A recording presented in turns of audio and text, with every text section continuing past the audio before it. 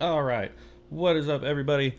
Welcome back to the channel. I am, of course, your host, John, the creative blue collar guy, and got another fun story for you here today.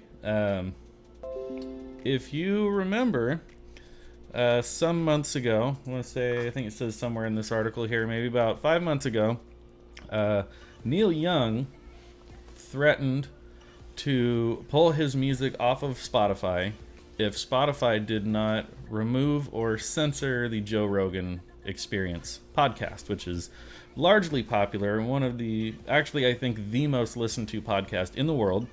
Also, I believe Spotify paid Mr. Rogan around $200 million to have him move exclusively to their platform. And, well, we all saw what happened. Neil Young thought that he was going to strong arm them into something, and, well, he lost. I have a video I did about that some months ago when the story first broke, so I'm not going to get too much more into that. Keep this one pretty brief. But I thought it was amusing that when this story first broke, there were a lot of other musicians and a lot of other artists who came out kind of in support, saying, yeah, we think that Joe Rogan is bad and he needs to be censored or he needs to whatever.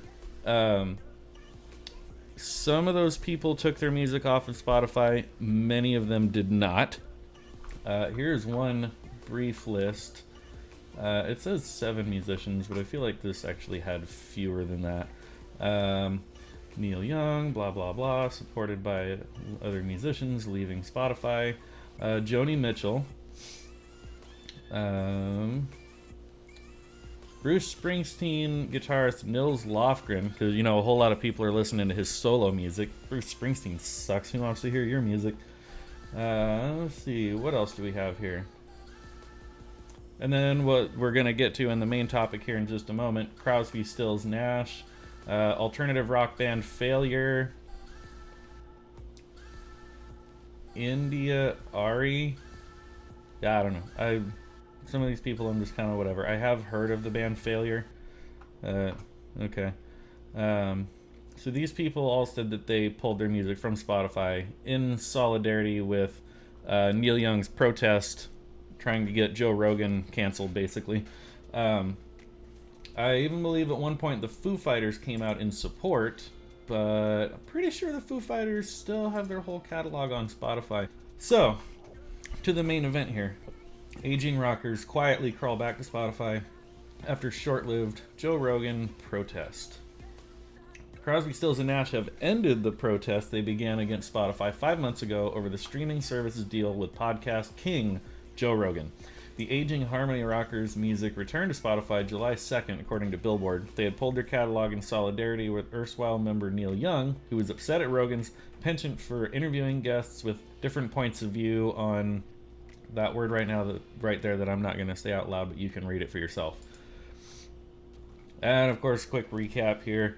Neil Young came out and said they can have Rogan or Young, not both. Well, Spotify made their decision because most of your fans probably don't even know how to use a computer or a smartphone, and your music sucks anyway. Sorry, Neil Young. I'm not that sorry.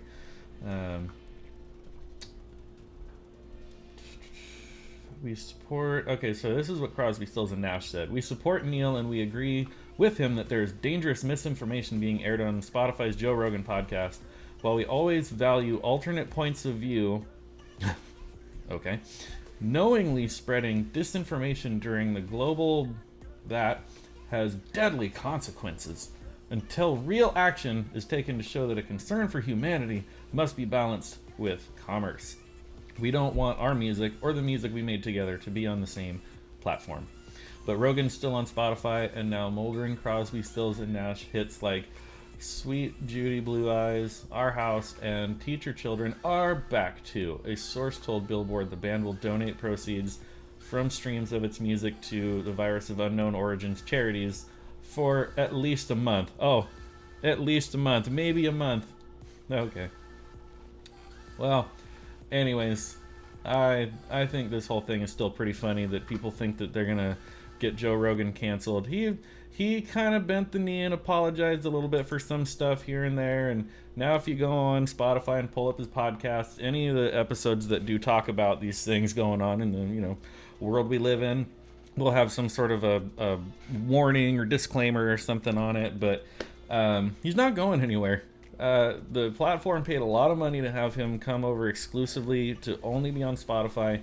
He's the most popular, most listened to podcast, I think, in the entire world right now. And all of these guys, they think, oh, we're a household name, we're classics or whatever. It's like, yeah, but no offense. I mean, I like a lot of music that came before my time too, but I've never liked Neil Young, Crosby, Stills, Nash, whatever. Like this stuff's not on my radar. So I mean, you got to know your worth, read the room, and know that you're not going to win this fight. Anyways, what do you guys think about all of this? What do you think about Joe Rogan? What do you think about these artists trying to protest or strong arm? I mean, in the interest of freedom of speech, yeah, they're free to not have their music on the platform. I support their freedom to do that if they own the music and the record label has no say. But their reasoning I can still think is funny.